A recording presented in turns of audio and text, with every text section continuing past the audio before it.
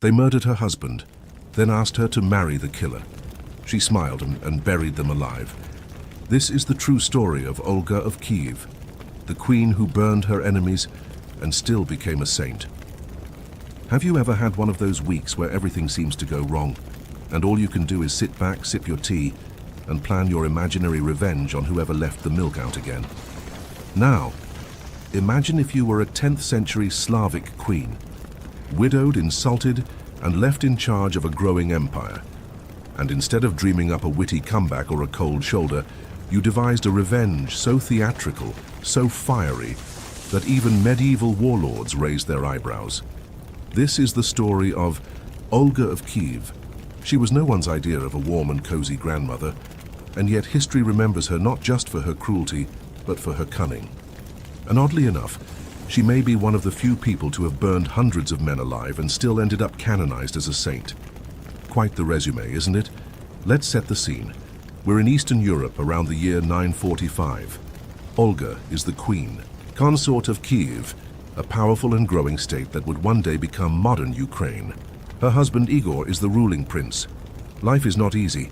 This is a time of thick forests, wooden fortresses, tribal wars, and long cold winters where the only thing fiercer than the wolves outside might be the people inside. Igor, like many rulers of his time, made the unfortunate decision to overtax a neighboring tribe known as the Drevlians.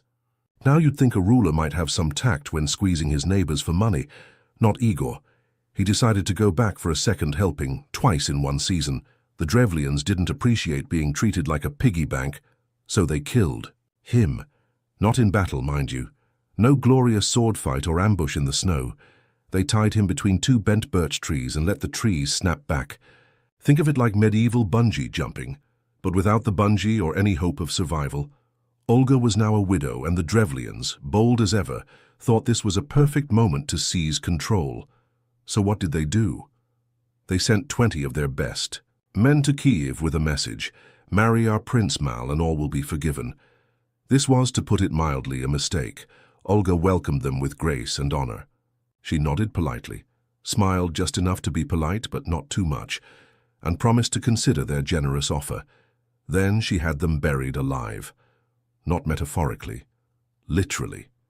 She had her servants dig a massive trench and invited the envoys to step into it for a quick, private audience. Once they were in, she gave the signal. Dirt rained down. The Drevlians had brought their best negotiators, and now they were part of the palace landscaping. Now, most people might stop there. One good act of vengeance, and you could call it a day. Not Olga. She sent a message back to the Drevlians. Your offer is interesting, but I'd like to meet more of your nobles. Why not send your most distinguished elders to escort me? Surprisingly, the Drevlians agreed. They sent their wisest men, their most eloquent leaders, the kind who probably started sentences with, "in my experience," and ended them with, "and that's how you build a functioning alliance." Olga had them all burned alive. They were invited to bathe upon their arrival, offered the luxury of the royal bathhouse. A kindness, they thought. Maybe this widow isn't so bad after all. While they were steaming and scrubbing, Olga locked the doors and set the place ablaze. At this point, it's hard not to admire her consistency. She wasn't just taking revenge, she was staging it like opera. Each act more dramatic, more merciless than the last, and she still wasn't done. She prepared for an outright siege of the Drevlian capital. Her army marched in, crushed the resistance, and cornered the remaining survivors in their wooden fortress. Olga could have ended it there with swords and fire, but instead she paused and made them an offer. She was tired, she said. Bloodshed had gone far enough. All she wanted now was a simple tribute, 3 pigeons and 3 sparrows from each household. The Drevlians were confused, but relieved. What kind of war ends with birds? They gathered the tribute, thinking themselves lucky to have survived. That night, Olga's soldiers tied pieces of burning sulfur to the legs of each bird and released them. The birds flew home straight to the wooden rooftops of Drevlian homes, and as they landed, the fires spread. In minutes, the entire town was engulfed. No swords, no siege towers, just smoke, feathers, and a queen whose wrath would echo across centuries. There's something surreal about this whole tale, isn't there? Olga didn't raise her voice. She didn't swing a sword. She simply outwitted every man who underestimated her, and did it all while maintaining an air of cold dignity. But before we get swept away by the spectacle of it all, there's a strange peace in remembering why stories like this matter. They remind us how even the most overlooked figures in history, especially women pushed to the margins, found a way to leave their mark. Sometimes that mark just happens to be fire. Let's continue, shall we?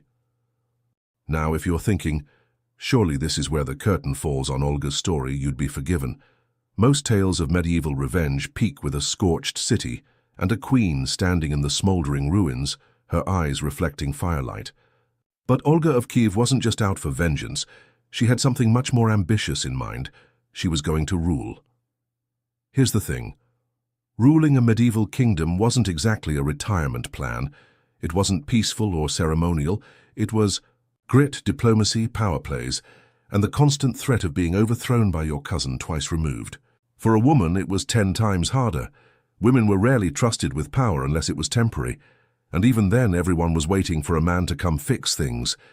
But Olga, she didn't wait. She didn't ask. She didn't blink. With her son, young Sviatoslav still a child, Olga stepped into the role of regent. That meant she would officially rule on his behalf until he came of age. But in truth, she ruled for herself. And she did it so effectively that the state of Kyiv not only survived, it flourished. It's fascinating to imagine what that would have looked like in the 10th century. Olga, wrapped in fur and linen, riding out to inspect distant towns, holding court in cold stone halls, lit by flickering torches with nobles leaning forward, hanging on her every word. She wasn't a figurehead. She made real decisions.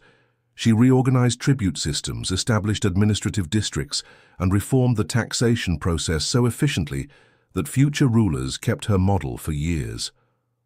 Now let's pause and think about that. This is a woman who just a short time ago was overseeing mass cremations and orchestrating pigeon-based arson. And now she's streamlining bureaucracy? Yes, and remarkably well too. Olga was one of the first in Eastern Europe to introduce a kind of regional government. Her appointed officials, called pogosti, would travel from town to town, collecting tribute and resolving disputes. Instead of relying on brute force, she created a system. In other words, she made the government less about swords and more about scrolls. It was, in many ways, ahead of its time. But while Olga was sharpening Kyiv's internal structure, she had her eye on something even larger than taxes or revenge. She had begun to think about faith, and this is where things take a surprising turn. Because when we talk about saints, those serene faces in golden halos, we usually don't expect to find them buried in the fine print of medieval war stories. And yet, that's exactly where Olga was heading. Somewhere in her travels, or perhaps in the quiet after all the fire had gone out, Olga began to feel drawn to the Christian faith. At that point in history, much of the Slavic world still followed traditional pagan beliefs. Worship of the sun, moon, and nature spirits was common. But Olga, she leaned towards something new. So what does she do? She makes a diplomatic journey to Constantinople, one of the most powerful and glittering cities in the world. A city of golden domes and ancient secrets, ruled by the Byzantine emperor himself. It's said that Emperor Constantine VII, clever and smooth as a greased weasel, was so impressed with Olga's intelligence and poise that he proposed marriage. And here, once again, we get a glimpse of Olga's signature style. She accepted his offer, but only if he would first baptize her. Now, to understand just how savvy this move was, let's break it down. Baptism was a big deal. By accepting Christianity, Olga would not only gain religious legitimacy, she'd also gain powerful allies in the Christian world. It was like joining an elite political club, and by having the emperor himself baptize her, she elevated her own status dramatically. But then came the twist. Once baptized, Olga reminded Constantine of his new role as her godfather, which of course made marriage between them spiritually impossible. Checkmate. The emperor laughed, or at least he's reported to have laughed. Whether it was out of amusement or sheer frustration, we'll never know, but he respected her all the more for it. Olga had traveled to the heart of the empire, adopted a new faith, rejected a proposal with wit and grace, and returned to Kyiv stronger than ever. Back home, though, not everyone was on board. Christianity was still seen as foreign, soft, even dangerous. Olga tried to convince her son Sviatoslav to convert, but he refused. He preferred the old gods, the traditions, the warrior spirit. "If my men hear that I have become a Christian," he said, "they will laugh at me." And there it is, that deeply human moment between generations. A mother trying to pass down what she believes is wisdom, only to be met with stubbornness. We've all felt that, haven't we? You guide, you nurture, and then they choose their own path. It's timeless. But Olga didn't force him. She ruled beside him until he came of age, and then she stepped back. Not with resentment, but with dignity. Her legacy wasn't just about fire and vengeance anymore. It was about structure, order, faith, and something rare for rulers of her time, restraint. She lived long enough to see her grandson, Vladimir, eventually embrace Christianity and spread it throughout the Kievan Rus. It was her seed that took root long after the fires burned out. So yes, Olga of Kyiv may be remembered as the queen who burned her enemies alive, but perhaps she should also be remembered as the one who laid the foundation for an empire's soul. And if there's something comforting in that, maybe it's the reminder that even the fiercest chapters of our lives don't have to define our whole story. Let's take a moment to just breathe in the absurdity and majesty of Olga's life. She began her reign surrounded by treachery and bloodshed, left a widow by brutal murder, and answered with one of the most poetic and terrifying acts of Isais, revenge in medieval history. Then, just as quickly as the flames of her fury rose, she shifted focus entirely, built a functioning state, negotiated with emperors, converted to a new religion, and somehow, through it all, kept her crown on straight. If you're wondering how someone pulls off a life like that without cracking, I'll let you in on a little secret. Olga didn't try to be liked. She tried to be respected. In an age where rulers were often little more than sword-swinging land hoarders, Olga distinguished herself not just with violence, plenty of that to go around, but with vision. She saw beyond the next battle.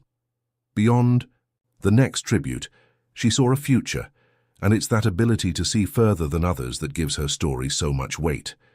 You see, after her death around the year 969, things didn't exactly quiet down.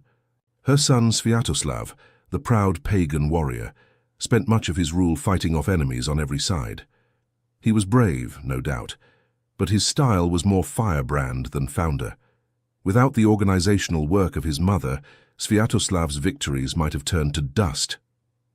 It's hard to hold an empire together with just a sword, but thanks to Olga there was a system. There were towns that knew how to pay taxes without needing to be threatened. There were borders that made sense, roads that could move armies and goods. Her invisible hand kept things stitched together even when everything else started to fray. Now let's talk about the strange irony at the heart of her story. Olga, as you already know, was canonized as a saint in the Eastern Orthodox Church, but not because she was especially gentle, not because she spent her life healing the sick or feeding the poor. No, we don't see that version of sainthood here. She was canonized because she was the first Christian in her royal line, because she brought the faith home with her and tried sincerely to share it with her people, and it worked, just not right away. Her grandson Vladimir, the one who, like her, ruled with both fire and charm, eventually made Christianity the official religion of Kievan Rus. And when he did, it wasn't a new movement. It was a continuation of what Olga had started. That's the mark of real legacy, isn't it? Not what happens while you're alive, but what keeps moving after you're gone. It's the same for all of us, really. You don't always get to see the harvest of the seeds you plant. Maybe you mentor someone, offer a kindness, build something with care, and then, years later, someone else benefits, sometimes without even knowing your name. Olga planted those seeds with iron hands and a mind like a steel trap. Her faith wasn't just personal, it was strategic. She knew aligning Kyiv with Christian Europe would open doors, not just heavenly ones, but political and economic ones. Too, of course, she never lived to see how big that door would open, but her grandson did. And when the priests and scribes of his day looked for someone to credit, someone to honor, They looked back to the woman who had once set birds on fire, to conquer a city, and somehow found God in the aftermath. Now you might be asking, how do you reconcile the contradictions of her life? On the one hand, burning bathhouses. On the other, diplomacy and sainthood. Can one person really hold all those identities at once? Yes. Because history, real history, is messy. And human beings aren't tidy little archetypes. We're complicated. We grieve, we rage, we build, we forgive. We make colossal mistakes and still manage to carve meaning from them. Olga is not an example of perfection. She's an example of transformation. And that's why she resonates even now, over 1,000 years later. Maybe that's also why we're drawn to stories like hers, especially as we get older, because we know what it means to wear many faces over a lifetime. The younger version of us would barely recognize the person we've become. And yet both are equally true, equally us. It's comforting, isn't it, to know that even a fearsome medieval queen could evolve, that even a woman known for her vengeance could become the backbone of a nation's faith, that people can begin in fire and end in peace. And maybe that's a lesson we carry with us today, that we're all allowed to change, that no matter how dramatic or difficult the first chapters of our story may be, the ending can still be gentle, uplifting, sacred. You just have to keep turning the pages. If you've made it this far, you've likely realized this isn't just a story about fire and fury. It's about a woman who held the reins of history in her hands and squeezed hard enough to leave fingerprints across centuries. But of course, every story, no matter how extraordinary, must eventually come to an end. And so we arrive at the twilight of Olga's life. She died around the year 969, likely in her 70s, which, by medieval standards, was nothing short of remarkable. This was a time when living past 40 meant you'd probably outlived most of your neighbors, your enemies, and several rounds of plague. Olga's long life was more than luck. It was a combination of clever politics, spiritual resilience, and perhaps the sort of iron will that keeps even death a little nervous. And when she died, she was buried with all the solemnity due to a ruler. But not just any ruler, a Christian ruler. That detail matters, because for a long time Olga had been something of an anomaly in her court. She had embraced a faith that many still viewed as foreign, weak, even laughable, and yet she stood firm in it until the end. When her time came, she left instructions to be buried according to Christian rites, no pagan rituals, no animal sacrifices, no fire, oddly enough, just peace. And in that moment, the queen who once commanded the skies to rain burning birds became something far more mysterious, a symbol. Her tomb became a quiet battleground of legacy. For some, she was the wise and holy grandmother of Eastern orthodoxy in the Slavic world. For others, she remained the warrior widow who had torched a city without lifting a sword, and both were true. Which brings us to perhaps the most fascinating part of Olga's story, not the bloodshed, not the religion, not even the revenge. It's how she's remembered. See, most rulers fade with time. They get reduced to statues, footnotes, and blurry family trees. But Olga, she evolved. In Orthodox Christianity, she became Saint Olga, equal to the apostles. That's not a title handed out lightly. It's reserved for people who played a pivotal role in spreading the faith, people who changed the course of religious history. And she did it without a crusade, without a miracle, without even a martyr's end. She did it with intellect. And maybe that's the part that sticks with us most as we reflect on her legacy. Olga used the tools she had, her mind, her will, her sheer ability to stay one step ahead. Her vengeance may have made headlines in the 10th century, but her vision is what truly stood the test of time. Now here's something to think about. In our own lives, we may never face armies or emperors. We may never be canonized or feared. But each of us holds power, the power to endure, to forgive, to rebuild, to surprise everyone who thought they had us figured out. Olga reminds us that change doesn't come all at once. It arrives in stages, in layers. You start by surviving. Then you plan, then you act, then you rise. And maybe that's what real strength looks like. Not the loud kind, not the kind that burns everything down, but the kind that outlasts the storm, the kind that lets you walk into a room and command respect without ever raising your voice. And yes, even the kind that makes emperors propose to you, only to outmaneuver them with a smile. So the next time you feel underestimated or overlooked, or simply tired of the chaos around you, remember Olga, not for the flames she lit, but for the future she shaped, for the faith she carried, for the way she turned her own sorrow into something lasting, something bigger than herself. That's a story worth telling. And now that we've told it, maybe you feel a little different too. Not just entertained, but in some quiet way empowered. Because if a widowed queen in 10th century Kyiv can burn her enemies alive, reorganize an empire, convert to a faith no one wanted, and still walk away with sainthood, well, you can probably handle that grocery store clerk who gave you the wrong change. Thank you for joining me on this journey through Olga's story. If it left you thinking, smiling, or simply feeling a little more curious about history, then I'd say we did our job. If you'd like more cozy, compelling stories from the past to relax with, go ahead and like this video and subscribe. Share your thoughts below.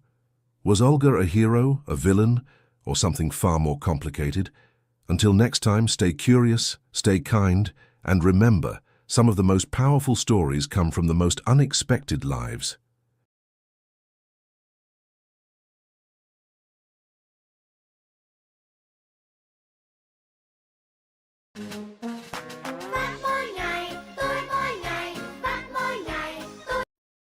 As a 42-year-old who's spent most of my life... They murdered her husband, then asked her to marry the killer. She smiled and buried them alive. This is the true story of Olga of Kyiv, the queen who burned her enemies and still became a saint. Have you ever had one of those weeks where everything seems to go wrong, and all you can do is sit back, sip your tea, and plan your imaginary revenge on whoever left the milk out again?